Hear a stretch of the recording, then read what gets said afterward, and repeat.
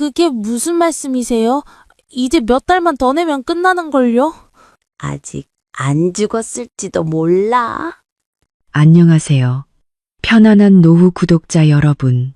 제 남편이 세상을 떠난 지 5년이 되었습니다. 저는 매달 시부모님께 빚을 갚는다며 50만 원씩 보내드렸죠. 그러던 어느 날 아래층 아주머니가 제게 말했습니다. 이제 돈 보내지 말고 CCTV나 한번 확인해봐요. 다음 날 저는 녹화된 영상을 확인했습니다. 그리고 눈앞에 펼쳐진 광경에 저는 그대로 얼어붙고 말았습니다. 계단 아래 낡은 스쿠터를 세우자마자 퀴퀴한 곰팡이 냄새와 오래된 하수구 냄새가 뒤섞여 코를 찔렀습니다. 이 낡은 복도식 아파트는 서울 한복판에서 40년 넘게 버텨왔습니다. 그 안에 사는 사람들처럼 낡고 초라하게 말이죠. 저는 5년 내내 그랬던 것처럼 익숙한 붉은 페인트 자국이 그어진 벽구석에 스쿠터를 세웠습니다. 오늘은 매달 5일 32살의 과부인 저 서연이 죽은 남편을 대신해 빚을 갚아야 하는 날이었습니다. 엘리베이터도 없는 5층짜리 아파트. 저는 가방을 고쳐매고 안주머니에 든 두툼한 봉투를 무의식적으로 매만졌습니다. 50만 원. 누군가에게는 큰 돈이 아닐지 몰라도 빠듯한 제 월급의 3분의 1이자 우리 아들 준우의 우유값이고 영어 학원비였습니다. 5년 전 남편 민준이 일본으로 돈을 벌러 갈 수 있도록 시부모님은 노후 자금으로 모아둔 적금을 전부 깨서 아들에게 주셨습니다. 총 3천만 원이었죠. 민준이 죽던 날 시어머니는 저를 가리키며 악을 썼습니다. 저 때문에 아들이 타국당해서 고생하다 객사했다고요. 그리고는 두 분의 노후 자금인 그 3천만 원을 제가 갚아야 할 책임이 있다고 했습니다. 5년에 걸쳐 매달 50만 원씩 저는 이를 악물고 받아들였습니다. 남편을 위해 제가 할 수 있는 마지막 도리이자 조용히 아이를 키우기 위한 선택이었습니다. 계단은 어둡고 음침했습니다. 부서진 창살 틈으로 희미한 햇빛 몇 줄기가 겨우 들어올 뿐이었습니다. 낡은 타일 바닥 위로 제 발소리가 무겁게 울려 퍼졌습니다. 쿵, 쿵, 쿵. 마치 발에 납덩이라도 매단 듯 했습니다. 1층, 항상 라디오 소리가 시끄럽게 흘러나오는 구멍가게. 2층, 매캐하게 탄 생선조림 냄새가 진동하는 집. 3층, 이번 달 전기 요금 때문에 부부싸움하는 소리가 들려오는 집. 4층에 이르자 주변이 갑자기 조용해졌습니다. 그리고 시부모님이 사시는 5층은 섬뜩할 정도로 고요한 세상과 단절된 공간 같았습니다. 5층으로 올라가는 마지막 계단에 멈춰서서 관자놀이를 타고 흐르는 땀을 훔쳤습니다. 가슴이 답답하고 심장이 빠르게 뛰는 것은 단순히 계단을 올라서만은 아니었습니다. 녹슨 자국이 얼룩덜룩한 저 파란색 철문 앞에 설 때마다 정체 모를 불안감이 저를 덮쳤기 때문입니다. 504호 민준의 부모님 댁. 저는 손을 들어 문을 두드렸습니다. 3번 똑똑하게. 똑, 똑, 똑. 아무런 대답이 없었습니다. 하지만 저는 두 분이 집에 계신다는 걸 알았습니다. 그분들은 외출하는 법이 없었으니까요. 시아버지는 관절염을 앓으셨고 시어머니는 늘 두통과 어지럼증을 호소하셨습니다. 두 분은 20평 남짓한 아파트 안에서 밤낮으로 문을 걸어 잠근 채 그림자처럼 살아가셨습니다. 저는 다시 한번 더 강하게 문을 두드렸습니다. 아버님, 어머님, 저 서연이에요.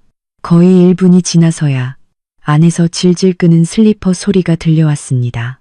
삐걱거리는 문 잠금쇠 소리가 마치 늙은이의 뼈마디가 부딪히는 소리처럼 건조하게 울렸습니다. 철문은 아주 조금, 사람 얼굴 하나가 겨우 비집고 나올 만큼만 열렸습니다. 잔뜩 찡그린 주름진 얼굴. 시어머니였습니다. 올해 60을 갓 넘기셨지만 훨씬 더 늙어 보이셨습니다. 차게 들어간 눈은 늘 누군가에게 영혼이라도 뺏길까 두려운 사람처럼 주위를 두리번거렸습니다.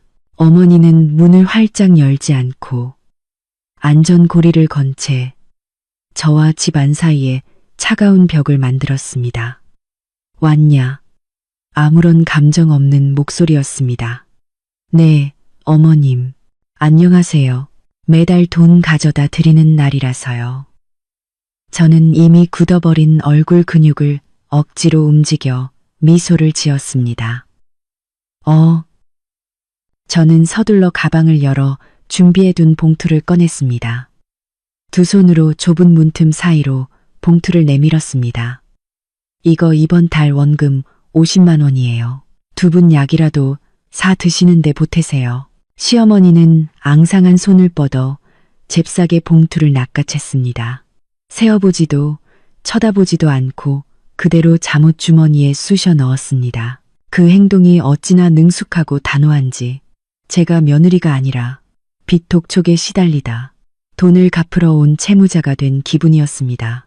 준우는 잘 있고 어머니는 여전히 제 눈을 똑바로 보지 않고 제 등 뒤 계단 쪽을 힐끔거리며 누가 올라오지는 않는지 살폈습니다. 할아버지, 할머니 보고 싶다고 자주 얘기해요. 주말에 제가 준우 데리고 한번 놀러와도 될까요? 이제 빚도 거의 다 갚아가는데 두 분도 손주 보면서 편하게 지내셨으면 해서요. 그 말을 듣자마자 시어머니의 얼굴색이 싹 변했습니다. 됐다. 됐어.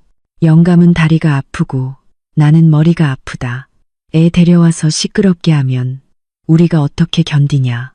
빚 갚는 건 네 일이고 우리가 괜찮아지면 그때 부를게. 익숙한 거절의 말이었습니다. 지난 5년간 준우가 이 집에 발을 들인 횟수는 손에 꼽을 정도였습니다. 올 때마다 15분을 채 못 앉아 있다가 쫓겨나기 일쑤였죠. 네, 그럼 다음에 올게요. 저는 목구멍까지 차오르는 서러움을 억지로 삼키며 고개를 숙였습니다. 그래, 어서 가봐. 여기 서 있다가 괜히 감기나 걸리지 말고. 그 말을 끝으로 시어머니는 문을 쾅 닫아버렸습니다. 잠금쇠가 철컥하고 단호하게 잠기는 소리가 들렸습니다. 저는 그 자리에 못 박힌 듯 서서 차갑고 무심한 철문을 바라보았습니다. 물 한 잔 마시고 가라는 말 한마디 없었습니다. 저는 문에 귀를 대보았습니다. 혹시나 시아버지의 목소리나 하다못해 TV 소리라도 들릴까 해서요. 하지만 나는 완벽한 정적이었습니다.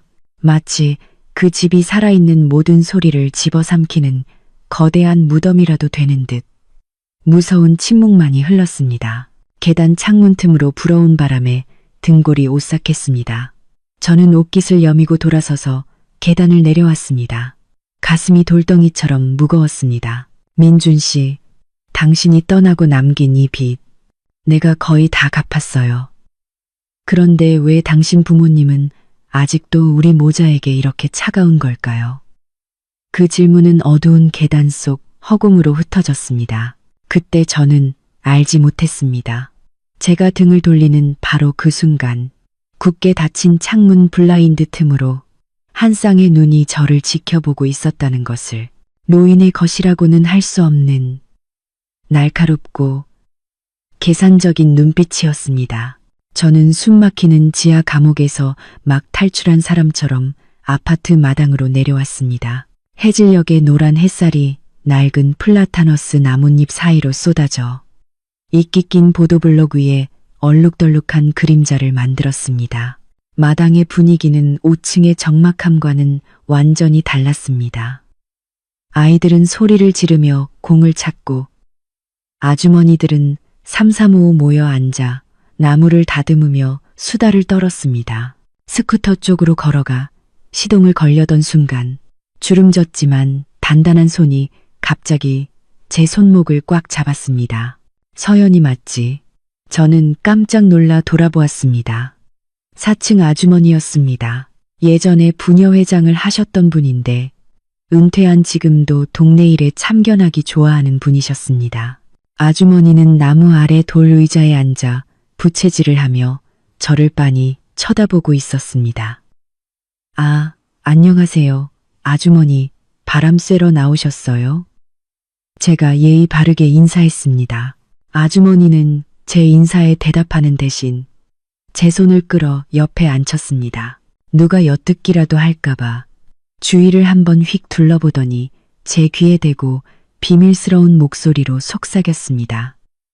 또 그 집에 빚 갚으러 올라갔다 오는 길이야.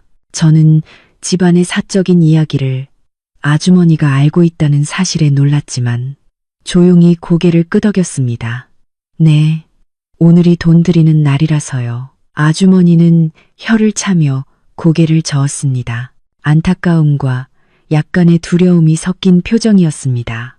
아주머니는 목소리를 더 낮췄습니다. 식객, 저 딱한 것, 남 좋은 일만 시키고 있네. 이 사람아, 내 말 잘 들어. 다음 달부터는 절대 돈 보내지 마. 저는 그 의도를 알 수 없어 미간을 찌푸렸습니다. 아주머니가 동네 소문을 좋아하긴 해도 자식에게 불효를 강요하거나 빚을 떼먹으라고 할 만큼 악한 분은 아니었습니다. 그게 무슨 말씀이세요? 이제 몇 달만 더 내면 끝나는 걸요. 민준 씨 일본 갈 때 빌렸던 3천만 원 마저 갚아야 도리를 다하는 거죠. 아주머니는 제 손을 아플 정도로 꽉 쥐었습니다. 제 눈을 깊숙이 들여다보며 떨리지만 힘있는 목소리로 한마디 한마디 내뱉었습니다. 아직 안 죽었을지도 몰라. 등골이 서늘해졌습니다. 온몸에 소름이 돋았습니다. 아주머니의 말은 대낮에 듣는 괴담처럼 섬뜩했습니다. 네, 그게 무슨, 제 남편은 죽은 지 5년이나 됐는걸요. 사망진단서랑 유골함까지 다 받았는데요. 아주머니는 제 말을 가로막았습니다. 귀신 얘기하는 거 아니야. 멀쩡히 살아있는 사람 얘기하는 거지. 가만 생각해보니 이상하지 않아? 그 집, 낮에는 절간처럼 조용하다가 꼭 새벽 한두 시만 되면 위에서 쿵쿵거리는 소리가 들려. 내가 불면증이 있어서 가끔 베란다에 나가보면 어떤 남자 그림자가 5층으로 올라가는 게 보여. 그 걸음걸이가 어찌나 익숙하던지 제 심장이 미친 듯이 뛰기 시작했습니다. 한쪽 다리를 살짝 절면서 어깨가 기운 그 모습. 꼭 옛날에 민준이가 오토바이 사고로 다리 부러졌을 때 걷던 모습이랑 똑같다니까. 근데 이상한 건 꼭 자네가 돈 갖다 준 날 밤이나 그 다음 날 밤에 그 그림자가 나타난다는 거야. 저는 그 자리에 얼어붙었습니다. 머릿속이 하얘졌습니다. 민주는 일본에서 산업재해로 죽었습니다. 유골함은 인력 송출 회사 직원이 직접 가져왔습니다. 아주머니께서 잘못 보셨을 거예요. 요즘 눈이 침침하시다면서요. 저는 합리적인 이유를 찾으려 애썼지만 제 목소리마저 떨리고 있었습니다. 아주머니는 저를 날카롭게 쏘아보았습니다. 내가 늙었어도 아직 노망나진 않았어. 그 남자가 야구 모자를 푹 눌러쓰고 마스크로 얼굴을 가린 것까지 똑똑히 봤다니까. 도둑놈이라면 숨어 다녀야지. 어떻게 주머니에서 열쇠를 꺼내서 당당하게 문을 열고 들어가겠어. 못 믿겠으면 직접 확인해봐. 4층하고 5층 사이 계단에 얼마 전에 방범용 CCTV 새로 달았어. 관리사무소에 가서 잘 얘기해서 한번 돌려보라고. 아주머니는 그 말을 마치고는 아무 일 없었다는 듯 다시 부채질을 시작했습니다. 저는 비틀거리며 스쿠터로 걸어갔습니다. 머리가 멍했습니다. 아주머니의 말이 귓가에 계속 맴돌았습니다. 아직 안 죽었을지도 몰라. 다리를 절뚝거리며 당당하게 문을 열고 들어가. 저는 떨리는 손으로 겨우 열쇠를 꽂았습니다. 막연하지만 무거운 공포가 제 마음속에 스며들기 시작했습니다. 만약 민준이 살아있다면 왜 5년 동안 나에게 이 모든 빚을 떠넘긴 걸까? 퇴근 시간에 서울 거리는 지옥처럼 붐볐지만 저는 그 혼란 속에서 완전히 분리된 기분이었습니다. 제 머릿속에는 지난 5년간의 흩어진 기억들이 느린 필름처럼 재생되고 있었습니다. 시부모님 댁에 찾아갔던 날들을 떠올렸습니다. 왜 시어머니는 그렇게 악착같이 빚을 독촉했을까?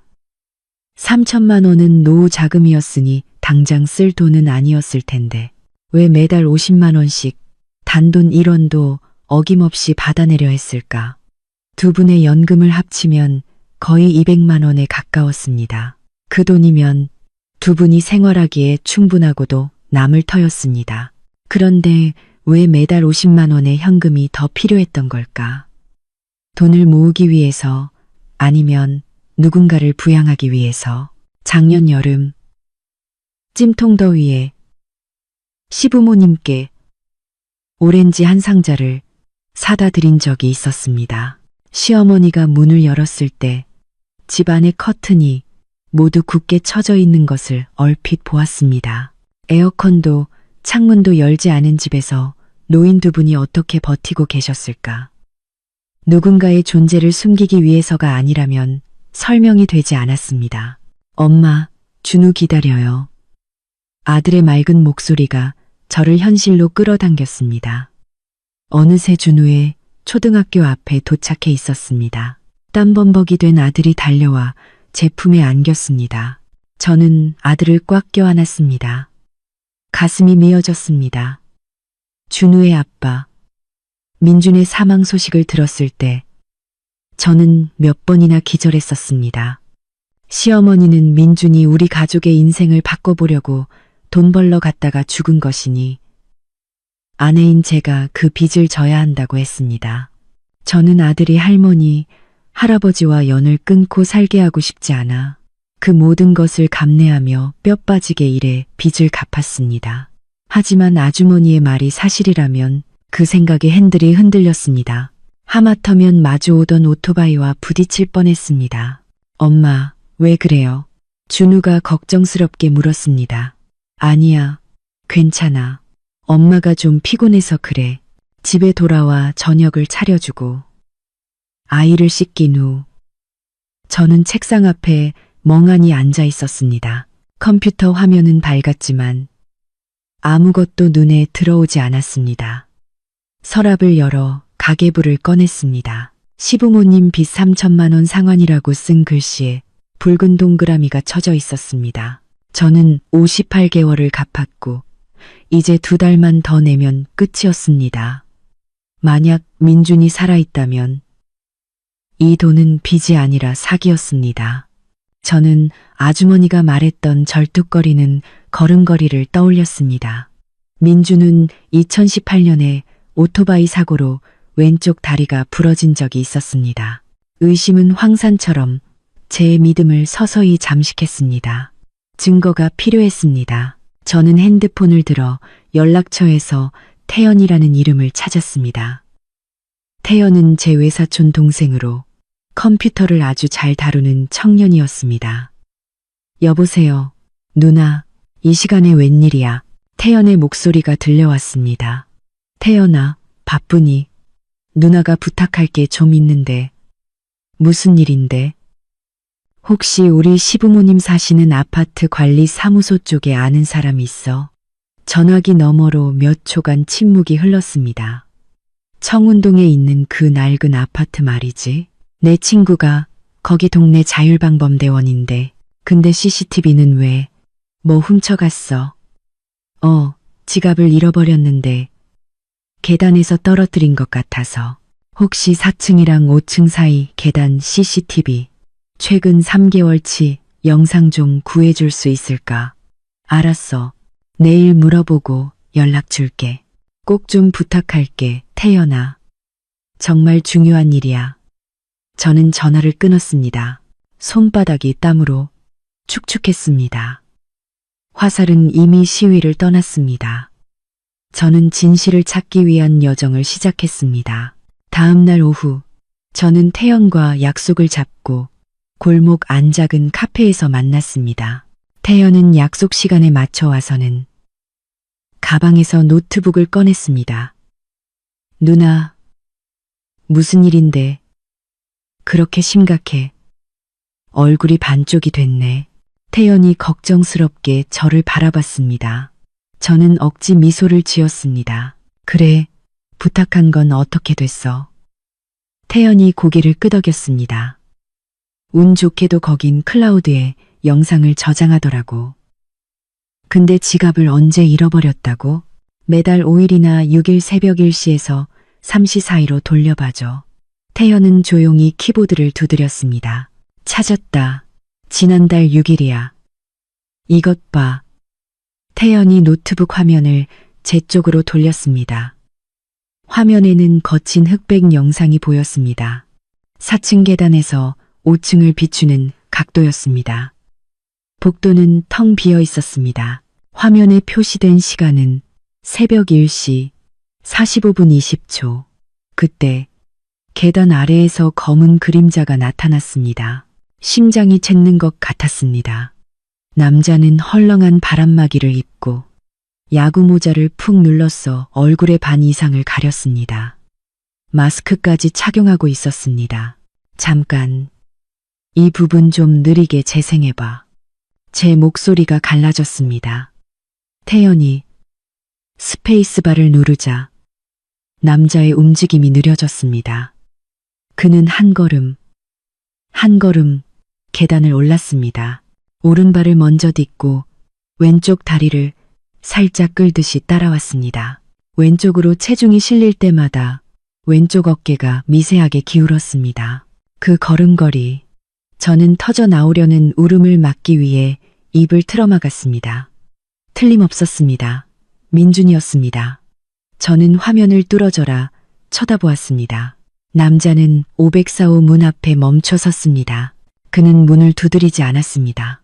주머니에 손을 넣어 열쇠 꾸러미를 꺼내더니 익숙하게 열쇠 하나를 골라 문에 꽂았습니다. 철컥, 문이 열리고 그는 안으로 몸을 비집고 들어간 뒤 조용히 문을 닫았습니다. 누구 아는 사람이야? 태연이 조심스럽게 물었습니다.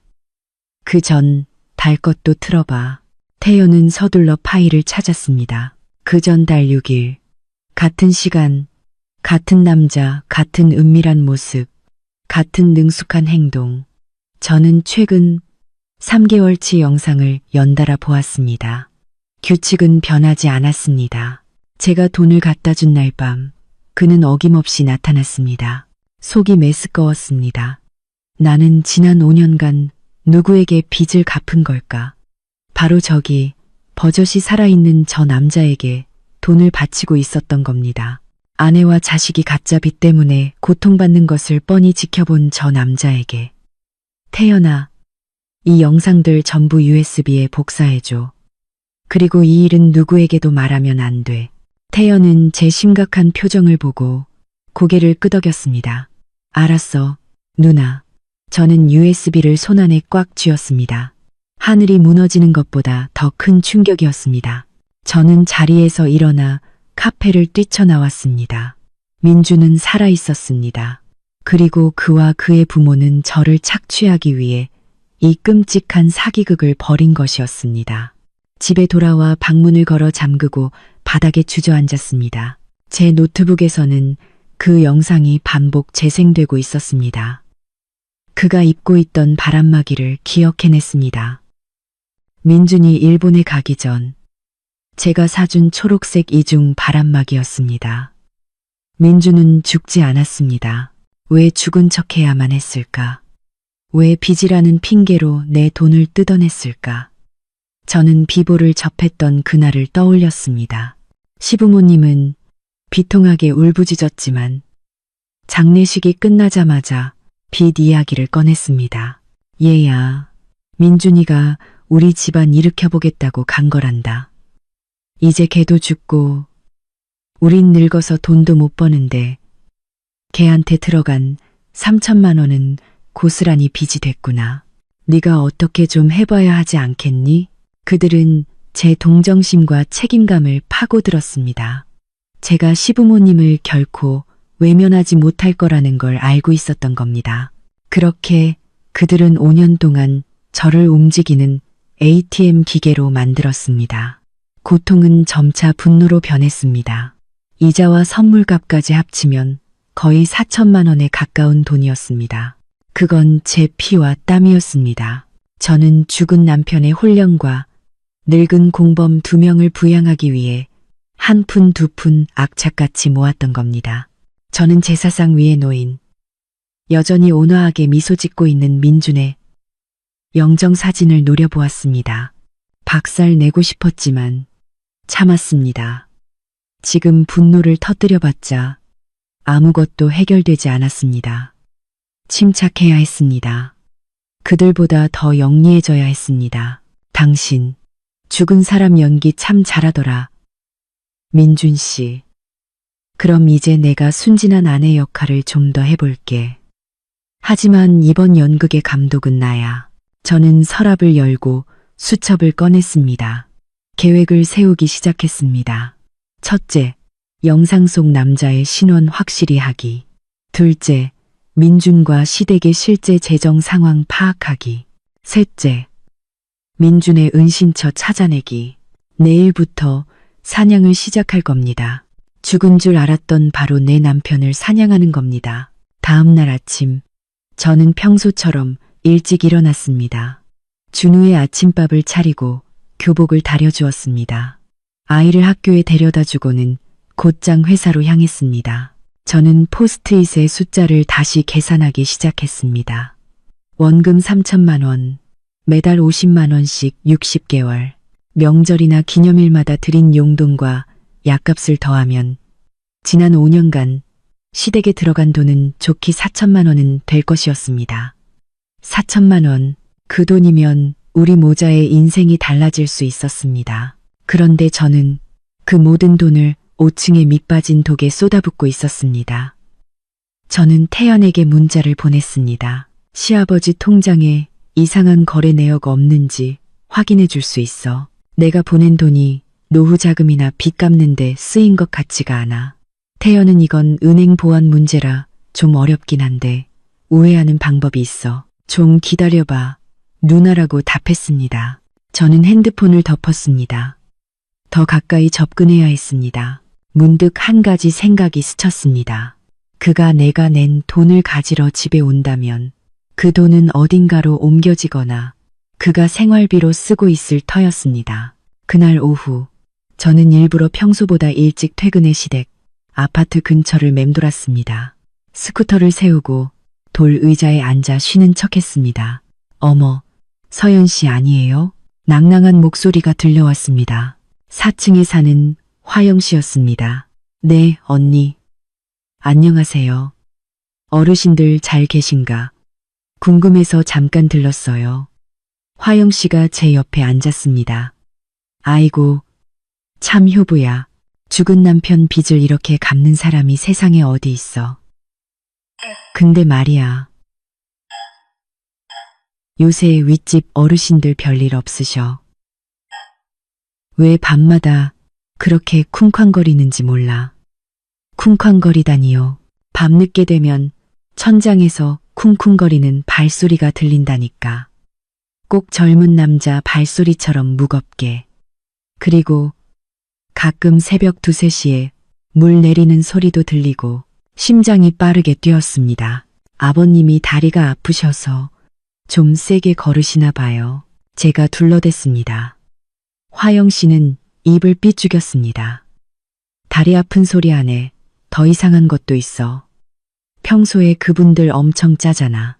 아들 일본 보내느라 돈 다 써서 허리띠 졸라매고 산다고 입버릇처럼 말했는데 요즘엔 밤마다 커다란 검은 봉지를 들고 나와서 버리더라고. 궁금해서 한번 봤더니 치킨 박스랑 맥주 캔 같은 게 잔뜩 들어있더라니까. 노인 두 분이 그런 걸 뭘 드시겠어. 저는 할 말을 잃었습니다. 치킨 박스, 맥주 캔, 그건 민준이 아주 좋아하던 것들이었습니다. 어머니께 한번 여쭤보시지 그랬어요. 물어봤지. 제사 지내려고 사온 거래. 무슨 제사를 그렇게 맨날 지낸대? 화영 씨의 이야기는 중요한 퍼즐 조각이었습니다. 민주는 돈만 받으러 오는 게 아니었습니다. 그는 어쩌면 저곳에 살고 있을지도 모릅니다. 내가 허리 휘게 벌어서 갚는 바로 그 빚으로 먹고 마시면서 이틀 후 저는 행동에 나서기로 했습니다. 가전제품 매장에 가서 좋은 안마 의자를 하나 샀습니다. 저녁 8시. 저는 커다란 안마 의자 상자를 낑낑대며 5층으로 올라갔습니다. 504호 문 앞에서 귀를 기울였습니다. 안에서 TV 소리와 함께 말소리가 들려왔습니다. 얼른 먹어, 아들. 씻기 전에 내 마누라가 그저께 돈 붙여서 넉넉하게 시켰다. 시어머니의 목소리였습니다. 엄만 걱정 마세요. 알아서 할 테니 이번까지만 받고 잠수 타면 되니까. 근데 그 여자 진짜 멍청하긴 하다. 돈을 한 푼도 안 빼먹고 꼬박꼬박 붙이네. 그 목소리, 저는 그 자리에 얼어붙었습니다. 낮고 약간 잠긴 목소리. 민준의 목소리였습니다. 피가 거꾸로 솟는 기분이었습니다. 문을 부수고 뛰어들어가고 싶었지만 이성이 저를 막았습니다. 저는 문을 두드렸습니다. 똑똑똑똑똑똑똑 안에서 들리던 말소리가 즉시 뚝 끊겼습니다. 누구요? 시아버지의 목소리가 들려왔습니다. 아버지, 저 서연이에요. 아버님 쓰시라고 안마 의자 하나 사왔어요. 한참이 지나서야 슬리퍼 끄는 소리가 들리며 문이 열렸습니다. 이번에는 시아버지였습니다. 그는 문 앞을 떡하니 막아섰습니다. 이 밤중에 무슨 일이냐? 오려면 연락이라도 하고 오지. 네. 퇴근하다가 마트에 들렀는데 아버님 관절염에 좋을 것 같아서요. 시아버지는 자기 몸으로 문틈을 막으며 다급하게 말했습니다. 아이고, 됐어. 집이 지금 엉망이라 드릴 수가 없다. 손님도 아닌데요. 뭘. 그리고 민준 씨한테 인사라도 드리고 가려고요. 시아버지의 얼굴이 굳어졌습니다. 쓸데없는 소리. 어서 돌아가. 바로 그때 시아버지 등 뒤 방 안에서 기침 소리가 들려왔습니다. 쿨럭, 쿨럭, 짧고 마른 남자의 기침 소리였습니다. 시아버지가 화들짝 놀랐습니다. 아이고, 저 양반이 또 기침하네. 어서 가봐라. 응? 시아버지는 제게서 안마 의자 상자를 낚아채듯 받아들고는 문을 쾅 닫아버렸습니다. 저는 복도에 홀로 남겨졌습니다. 그 기침 소리는 시어머니의 것이 아니었습니다. 민준이 저 집 안에 있다는 사실이 확실해졌습니다. 다음 날 아침, 태연에게서 전화가 왔습니다. 누나, 재밌는 거 몇 개 찾아냈어. 저는 태연을 만났습니다. 그는 엑셀 파일을 보여주었습니다. 거래 내역을 확인해 봤는데, 봐봐, 연금은 꼬박꼬박 들어오는데 두 분이 돈을 거의 인출하지 않았어. 몇 년간 쌓인 잔액만 해도 몇 천만 원이야. 돈을 안 썼다고? 저는 놀랐습니다. 응, 들어온 돈만 있고 나간 돈은 거의 없어. 그럼 두 분은 뭘로 생활하신 거지? 치킨 시켜 먹고, 맥주 마시고, 제사 음식 산다고 이웃이 그랬는데 다 돈이 있어야 하잖아. 현금? 제가 말했습니다. 누나가 준 돈 말고도 분명 다른 사람이 현금을 직접 갖다 줬을 거야. 정확해. 그리고 그 사람은 민준이 형일 수밖에 없어. 흔적을 남기지 않으려고 계좌 이체 대신 밤에 몰래 집에 들를 때마다 현금을 갖다 준 거지. 시아버지는 결코 가난하지 않았습니다. 아들이 주는 돈으로 부유하게 살면서도 며느리의 월급을 마지막 한 푼까지 악착같이 뜯어낸 것이었습니다. 저는 주먹을 꽉 쥐었습니다. 이 진실은 그들이 가난했다는 것보다 더 잔인했습니다. 민준이 형이 불법적인 일을 하는 것 같아. 버는 돈이 적지 않으니까 부모님을 저렇게 부양할 수 있는 거겠지. 혹시 무슨 일 하는지 알아볼 수 있어? 그건 좀 더 어렵지만 예전 친구들부터 한번 추적해 볼게. 고마워, 태연아. 민주는 어딘가에 숨어 불법적인 일에 가담하고 부모와 함께 가짜 빚을 만들어 끝없는 탐욕으로 아내와 자식을 착취하고 있었습니다. 태연과 헤어진 후 저는 발걸음을 옮겼습니다. 아직 마지막 퍼즐 조각이 남아 있었습니다. 민준의 죽음. 저는 유골함을 받았던 날을 떠올렸습니다. 인력 송출 회사 직원이었던 김웅이라는 남자는 민준이 사고를 당해 급하게 화장해야 했고 가족이 일본으로 올 수는 없다고 했습니다. 시부모님도 아들을 편히 보내주자며 그의 말에 동조했습니다. 저는 김웅에게 전화를 걸었습니다. 여보세요, 김웅 씨. 저 민준 씨 아내 서연입니다. 아, 서연 씨. 안녕하세요. 무슨 일이시죠? 제가 유족연금 신청 절차를 밟고 있는데요. 보험사에서 일본 현지 사망진단서 원본이랑 관련 서류를 추가로 요구해서요. 혹시 다시 발급받을 수 있을까요? 아, 그거 좀 어려운데요. 벌써 5년이나 지나서 서류가 다 폐기됐을 겁니다. 그리고 그때는 인도적 차원에서 간소하게 처리한 거라 서류가 완벽하지도 않고요. 김웅은 말을 더듬었습니다. 부탁 좀 드릴게요. 꼭 필요한 서류라서요. 사례는 하겠습니다. 아, 일단 한번 알아는 볼게요. 김웅은 서둘러 전화를 끊었습니다. 그의 태도는 제 의심을 확신으로 바꾸었습니다. 그는 분명 사망 서류를 위조하는데 가담했을 겁니다. 저는 남쪽, 민준의 고향인 전주를 떠올렸습니다. 유골함은 그곳에 가족 납골당에 안치되어 있었습니다. 저는 그 유골함을 열어봐야 했습니다. 시어머니에게 전화를 걸었습니다. 어머님, 저예요. 이번 주말에 준우 데리고 아버님 뵈러 고향에 좀 다녀오려고요. 빚도 다 갚았으니 조상님들께 인사도 드리고요. 길도 먼데 뭐 타러 가냐? 시어머니가 퉁명스럽게 말했습니다. 안 돼요, 어머님. 어젯밤 꿈에 민준 씨가 나와서 서운하다고 하더라고요. 마음이 너무 안 좋아요. 미신을 믿는 노인들은 이런 말에 약했습니다. 알았다. 가려거든 빨리 갔다 오너라. 네, 그럴게요. 저는 전화를 끊었습니다. 이번 전주행이 모든 것을 밝혀줄 열쇠가 될 것이었습니다. 그 차가운 유골함 속에 진실이 들어있을 겁니다. 민준 씨, 당신은 세상 사람들을 속이고 아내에게 빚을 떠넘겼지만 하늘의 법은 피하지 못할 거야. 그 주말 저는 준우를 낡은 스쿠터 뒤에 태우고 전주로 향했습니다. 길가의 코스모스가 바람에 한들거렸습니다. 준우는 난생 처음 보는 시골 풍경에 신이 나 제잘거렸습니다. 아들의 천진난만한 웃음소리가 제 가슴을 칼로 베는 듯 했습니다. 저는 이 여행의 진짜 목적을 차마 아이에게 말할 수 없었습니다. 준우에게는 그저 아빠의 산소에 가는 날이었지만 저에게는 그 잔인한 아빠의 실체를 밝히기 위한 증거를 찾는 여정이었습니다. 마을에 도착하자 친척들이 저희를 반겨주었습니다. 납골당을 관리하는 작은아버지가 가장 먼저 달려나와 저희 짐을 들어주셨습니다. 아이고, 이게 누구야?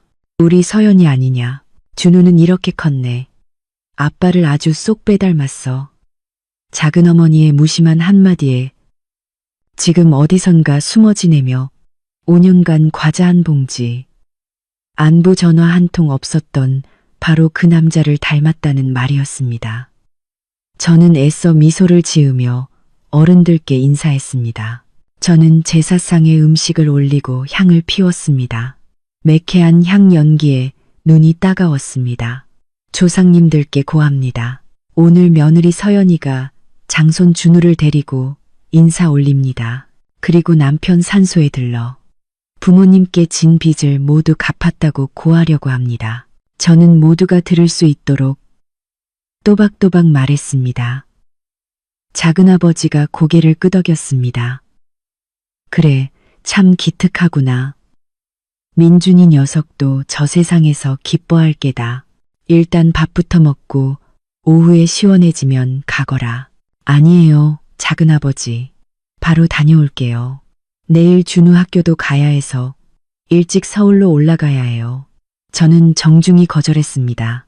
모두가 점심을 먹고 낮잠을 자는 가장 한적한 시간을 노려야 했습니다. 저는 준우의 손을 잡고 마을 끝 논밭 사이에 있는 가족 납골당으로 향했습니다.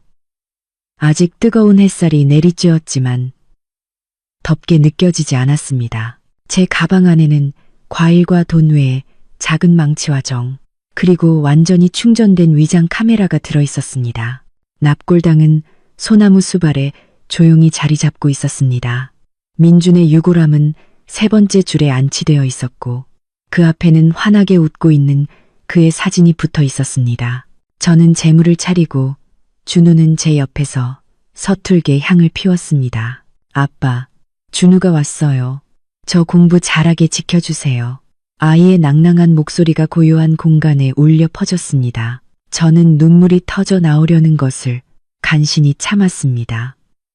저는 준우에게 말했습니다.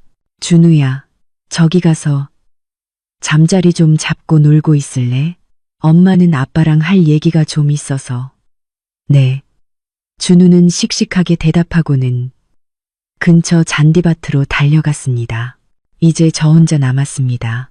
주위에는 아무도 없었습니다. 저는 심호흡을 하고 가슴에 단 위장 카메라의 녹화 버튼을 눌렀습니다. 이 모든 과정을 법정 증거로 남겨야 했습니다. 저는 유골함이 놓인 작은 보관함으로 다가갔습니다.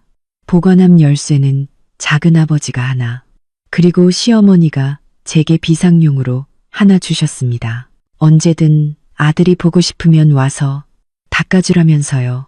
바로 그 열쇠가 추악한 진실을 열게 될 줄은 꿈에도 모르셨을 겁니다. 저는 열쇠를 꽂아 돌렸습니다. 철컥하는 건조한 소리와 함께 유리문이 열렸습니다. 갈색 유골함 위에는 구 김민준이라는 이름이 새겨져 있었습니다. 저는 차갑게 식은 유골함을 두 손으로 감쌌습니다. 그것은 죽음의 냉기가 아니라 거짓의 냉기였습니다. 저는 유골함을 바닥에 내려놓고 망치와 정을 꺼내 들었습니다. 실리콘으로 단단히 봉해진 뚜껑을 조심스럽게 뜯어내기 시작했습니다. 이마에서 땀이 비 오듯 쏟아졌습니다.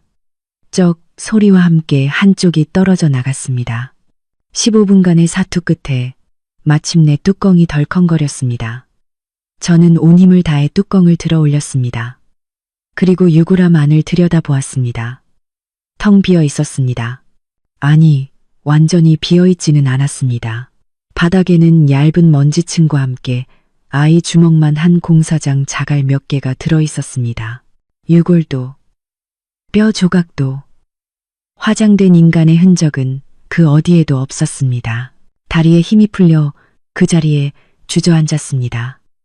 마음의 준비를 하고 왔음에도 불구하고 눈앞에 펼쳐진 진실은 너무나 충격적이었습니다. 지난 5년간 우리 가족은 이 돌멩이들을 향해 절을 했던 겁니다. 저와 제 아들은 이 돌멩이들을 보며 아빠를 그리워했던 겁니다. 이보다 더 잔인하고 끔찍한 장난이 있을까? 저는 카메라를 들어 유골함 내부를 자세히 촬영했습니다. 돌멩이 하나하나, 먼지 한 톨까지. 저는 떨리는 목소리로 하지만 단호하게 말했습니다.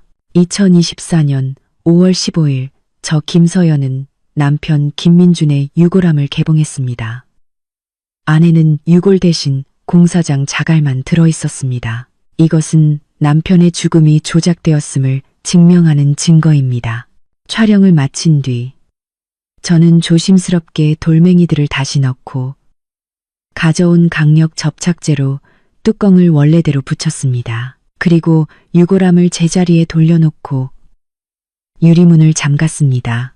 모든 것이 원래의 모습으로 돌아왔지만 제 마음은 이미 거센 폭풍우에 휩싸여 있었습니다. 엄마, 저 잠자리 잡았어요. 멀리서 준우의 목소리가 들려왔습니다. 저는 서둘러 눈물을 닦고 아들을 향해 미소 지었습니다. 우리 아들, 대단하네. 이제 집에 가자. 해지겠다. 저는 아들의 손을 잡고 납골당을 떠났습니다. 등 뒤로 그 가짜 무덤이 여전히 우뚝 서 있었습니다. 시댁 식구들의 기만을 상징하는 기념비처럼. 하지만 저 기념비는 이제 곧 무너져 내릴 것이었습니다. 저는 속으로 맹세했습니다. 작은아버지 댁에서 저녁을 먹는 둥 마는 둥 하고는 준우가 배탈이 난 것 같다는 핑계를 대고 서둘러 서울로 올라왔습니다. 저는 길가의 한 모텔에 들러 잠시 쉬기로 했습니다.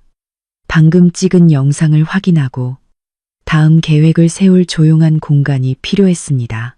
준우가 곤히 잠든 사이 저는 핸드폰을 켜고 민준의 옛 친구들을 검색하기 시작했습니다. 민준에게는 철수라는 아주 친한 친구가 있었습니다. 민준의 장례식 때 철수는 통곡을 하며 제 손을 잡고 말했었습니다. 형수님, 걱정 마세요. 이제 제가 형 대신 형수님이랑 준우 챙길게요. 하지만 장례식이 끝나자 그는 흔적도 없이 사라졌습니다. 저는 SNS에서 박철수라는 이름을 검색했습니다. 수백 개의 결과가 나왔지만 예전 사진을 뒤져 그의 계정을 찾아냈습니다. 그는 온갖 술집과 클럽에서 찍은 사진들로 SNS를 도배하고 있었습니다. 최근 게시물을 훑어보던 중 한 장의 사진이 제 눈에 들어왔습니다. 철수가 포장마차에서 술잔을 들고 찍은 사진이었는데 그의 손목에 있는 시계가 눈에 익었습니다. 파란색 다이얼의 세이코 스포츠 모델. 제가 민준에게 결혼 1주년 선물로 사준 시계였습니다. 시계 뒷면에는 저희 부부의 이니셜인 S와 M을 새겼고 특히 잠금쇠 근처에는 민준이 오토바이 사고 때 긁힌 깊은 흠집이 있었습니다. 사진 속에서도 그 특유의 흠집이 정확히 같은 위치에 보였습니다. 사고 당시 모든 소지품을 잃어버렸다던 민준의 시계가 왜 철수의 손목에 있는 걸까? 단 하나의 가능성. 민준이 그에게 주었거나 혹은 민준이 그와 함께 있다는 것. 저는 그의 게시물을 더 샅샅이 뒤졌습니다. 그는 유독 안산공단 근처에서 찍은 사진을 자주 올렸습니다. 모든 조각이 맞춰지기 시작했습니다. 철수는 민준의 은신을 돕는 조력자이자 외부 세계와의 연결고리였습니다. 어쩌면 민준은 지금 철수의 집이나 직장 근처에 숨어 있을지도 모릅니다. 저는 모든 증거를 캡처했습니다. 가장 중요한 단서를 찾았습니다. 서울에 도착하자마자 저는 철수에 대한 모든 정보를 태연에게 넘겼습니다. 태연아, 이 사람 좀 급하게 알아봐줘. 이름은 박철수, 민준 씨 절친이야.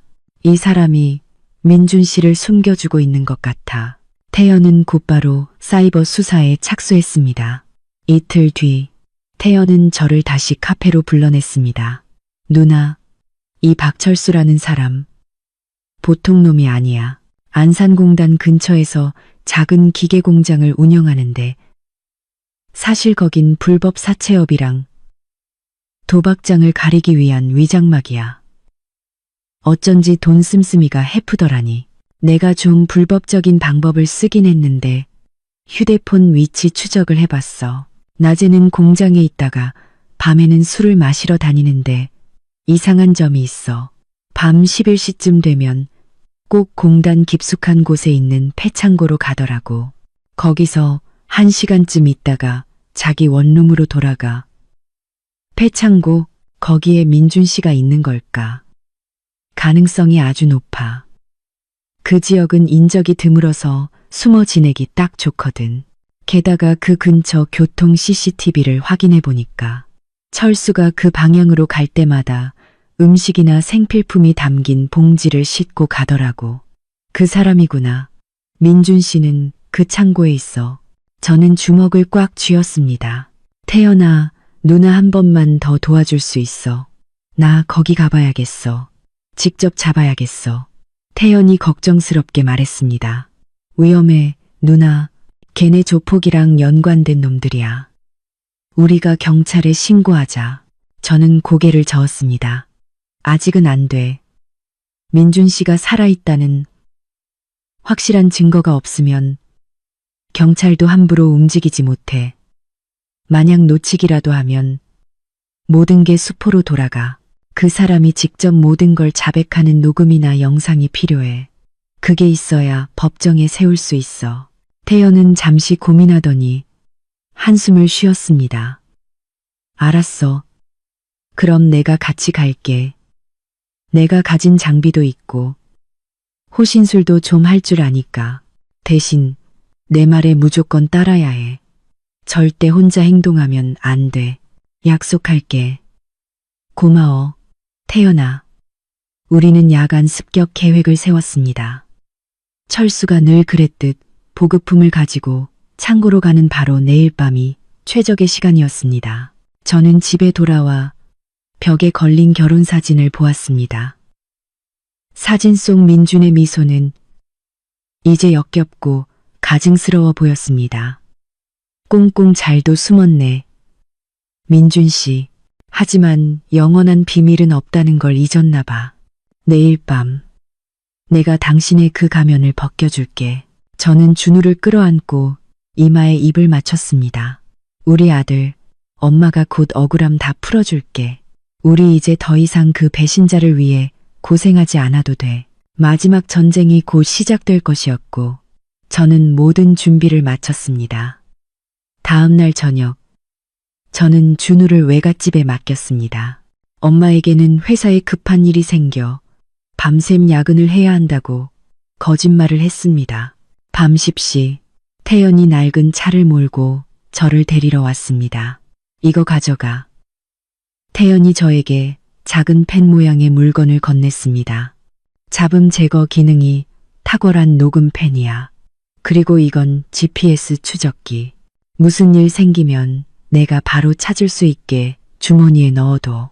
차는 소란스러운 도심을 벗어나 안산공단으로 향했습니다. 밤이 되자 공단은 텅 비었고 간간히 지나가는 대형 트럭 소리만이 정적을 깼습니다. 우리는 폐창고에서 조금 떨어진 곳에 차를 세우고 걸어서 접근했습니다. 녹슨 드럼통 더미 뒤 창고 정문이 잘 보이는 곳에 몸을 숨겼습니다. 11시 15분 멀리서 오토바이 헤드라이트 불빛이 보였습니다. 굉음을 내며 다가온 오토바이가 창고 앞에 멈춰 섰습니다. 헬멧을 벗은 남자는 철수였습니다. 그는 양손에 무거운 듯한 비닐봉지를 들고 녹슨 철제 셔터로 다가갔습니다. 그는 문을 두드리는 대신 강하게, 약하게, 강하게 드르륵 하는 무거운 소리와 함께 셔터가 올라갔습니다. 안에서 새어나온 노란 불빛이 어둠을 갈랐습니다. 그리고 어둠 속에서 한 남자가 걸어 나왔습니다. 낡은 러닝 셔츠에 군용 반바지, 슬리퍼 차림, 덥수룩한 머리와 수염이 얼굴의 반을 가렸지만 저는 알아볼 수 있었습니다. 약간 굽은 등과 그 눈빛, 민준이었습니다. 제 남편, 제 아들의 아빠, 제가 5년간 제사를 지내온 바로 그 남자였습니다. 그는 제 눈앞에 멀쩡히 살아 있었습니다. 터져 나오는 비명을 참기 위해 입술을 피가 나도록 깨물었습니다. 물건은 제대로 가져왔냐? 민준의 쉰 목소리가 들렸습니다. 당연하지. 맥주, 안주, 담배, 새 옷까지 여기서 아주 신선 노름하네. 철수가 낄낄거리며 봉지를 건넸습니다. 신선은 무슨 찜통이 따로 없고 모기는 또 왜 이렇게 많은지. 미쳐버리겠다. 진짜. 민주는 투덜거리며 안으로 들어갔고 철수도 오토바이를 끌고 따라 들어간 뒤 셔터를 내렸습니다. 누나, 더 가까이 가야 들을 수 있어. 태연이 제 팔을 끌었습니다. 우리는 조심스럽게 창고 벽으로 다가갔습니다. 낡은 벽에 갈라진 틈으로 안을 엿볼 수 있었습니다. 창고 한쪽 구석, 낡은 매트리스와 플라스틱 테이블이 놓인 곳이 민준의 은신처였습니다. 두 남자는 바닥에 앉아 맥주캔을 땄습니다. 저는 녹음펜을 켜고 틈새에 바싹 갖다 댔습니다. 그들의 대화가 칼날처럼 제 귀에 박혔습니다. 상황은 어때? 언제 뜰 거야? 철수가 물었습니다. 민준이 입가를 닦으며 말했습니다. 한 달 정도 더. 영감이랑 할망구가 마지막 돈까지 긁어 모으는 거. 기다리고 있어. 우리 마누라. 이제 마지막 할부금 낼 차례거든. 진짜 멍청해. 한 푼도 안 빼먹고 꼬박꼬박 내더라. 우리 부모님 연기력도 대단하지. 맨날 죽는 소리 하니까 그냥 믿어버리잖아. 인정. 내 와이프 진짜 착하긴 하다.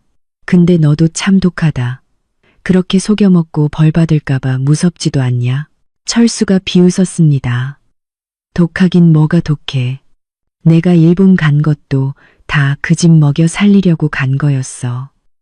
근데 재수없게 도박에 빠져서 야쿠자한테 10억 빚을 졌지. 도망 안 쳤으면 거기서 쥐도 새도 모르게 죽었을걸. 여기 와서도 죽은 척해야 일본 놈들이 우리 가족을 못 찾지. 그럼 내 와이프한테 갚으라고 한 3천만 원은 뭔데? 내 부모님은 돈 한 푼 안 썼잖아. 민준이 큰 소리로 웃었습니다. 야, 내가 빈털터리로 돌아왔는데 한국에서도 도박 빚이 산더미였어. 그 여자 돈이라도 안 뜯어내면 뭘 먹고 사냐. 그리고 우리 부모님 연금 그거 푼돈이야. 그걸로 나까지 어떻게 먹여 살려. 남편 빚 갚는다는 명분이 있어야 그 여자가 허리띠 졸라매고 일하지. 근데 너 요즘 돈 잘 벌잖아. 굳이 와이프 돈까지 받을 필요 없지 않아? 돈은 있지. 우리 식구 다 먹여 살리고도 남아. 근데 그냥 받고 싶어. 공짜 돈인데 왜 안 받아? 그리고 우리 부모님이 동네 사람들한테 계속 가난한 척할 핑계도 되잖아. 내가 주는 돈으로 생활하면서 며느리가 주는 돈으로 산다고 하면 아무도 의심 안 하지. 갑자기 부자 되면 이상하게 생각할 거 아냐. 너 진짜 계산 철저하다. 그럼 내 와이프랑 아들은 그냥 버릴 셈이야. 민주는 잠시 침묵하더니 혀를 찼습니다. 내버려둬.